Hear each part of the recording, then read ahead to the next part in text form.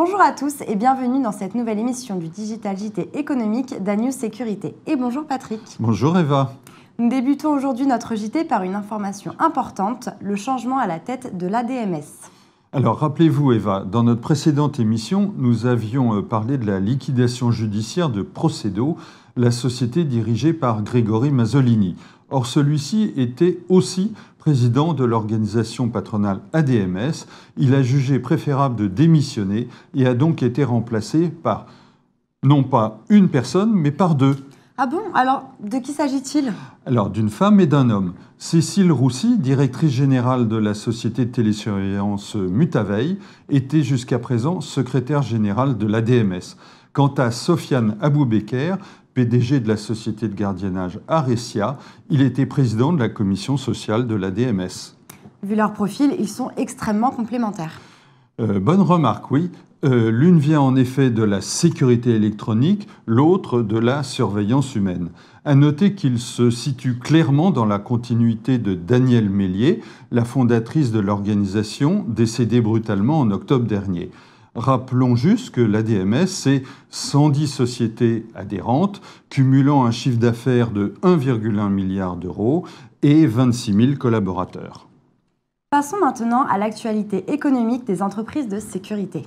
Le moins que l'on puisse dire, c'est qu'elle est très dense. Oui, beaucoup d'opérations capitalistiques ces dernières semaines. Commençons par Cybergun. Contrairement à ce que peut laisser supposer son nom, ce n'est pas une société de cybersécurité. Pas du tout, elle fabrique des armes de poing. C'est une société cotée en bourse, ce qui est très rare en France, et très active, dirigée par Hugo Brugière. Elle vient tout juste de racheter Vernet-Caron afin de constituer un grand pôle français de fabrication d'armes légères.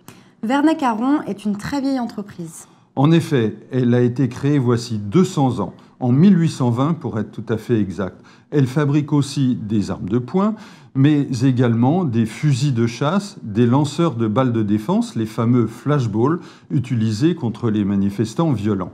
Elle était en procédure de sauvegarde et cherchait à s'appuyer sur un groupe plus solide. Voilà qui est fait. Une autre acquisition ? Oui, celle de Groupe Premium Sécurité par Securiteam, dirigée par les frères Alban et Cédric Ragani. À signaler que c'est la première opération de croissance externe pour Securiteam, un point moyen du gardiennage implanté en Bretagne. Et puis, Patrick, vous voulez nous parler de deux levées de fonds. Alors, tout d'abord, celle effectuée par Telecom Design, un concepteur d'équipements de sécurité pour les particuliers, qui a levé 70 millions d'euros, ce qui est une somme vraiment extrêmement importante. C'est en effet près de 2 fois son chiffre d'affaires. Elle va ainsi financer son développement international. L'autre opération est plus modeste. Oui, nettement, 1,6 million d'euros seulement, mais il s'agit d'une start-up. Scène Civique, dirigée par Pascal de Martini, est spécialisée sur le créneau de l'analyse sonore de sécurité, c'est-à-dire la détection de coups de feu, de cris, de bris de vitres. Un sujet vraiment passionnant et très innovant. On va maintenant parler d'une société très présente à l'international. Axone, qui opère dans la vidéosurveillance et l'analyse d'images. Elle réalise plus de la moitié de son activité à l'étranger.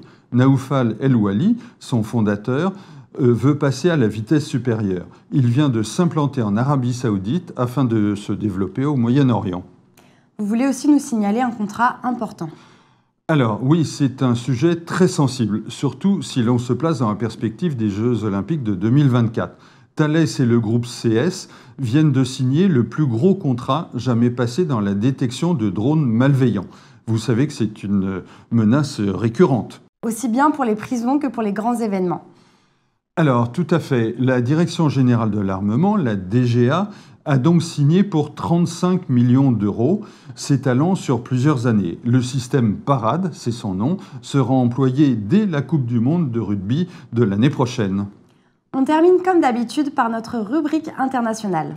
On va parler du numéro 1 mondial du gardiennage, l'américain Allied Universal.